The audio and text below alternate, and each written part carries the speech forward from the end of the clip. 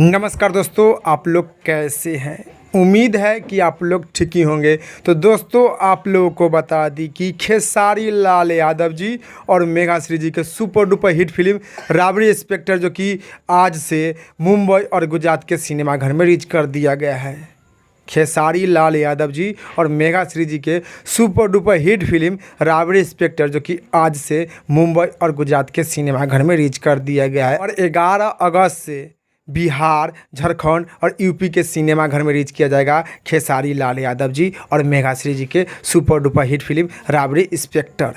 11 अगस्त से बिहार, झारखंड और यूपी के सिनेमाघर में रिलीज किया जाएगा खेसारी लाल यादव जी और मेघाश्री जी के super duper hit film Rabri inspector. तो अगर आप लोग मुंबई और गुजरात में रहते हैं तो आप लोग जाकर देख सकते हैं खेसारी लाल यादव जी और मेघाश्री जी के फिल्म राबड़ी इंस्पेक्टर अपना नई सिनेमाघर में। तो आप लोग मुंबई में रहते हैं, गुजरात में रहते हैं तो आप लोग भी जाइए और देखिए और देखकर नीचे कमेंट बॉक्स में बताइए कि आप लोगों को देखने में कैसा लगा खेसारी लाल यादव जी और मेघाश्री जी के फिल्म राबड़ी इंस्पेक्टर जो कि एक्शन से भरपूर बा।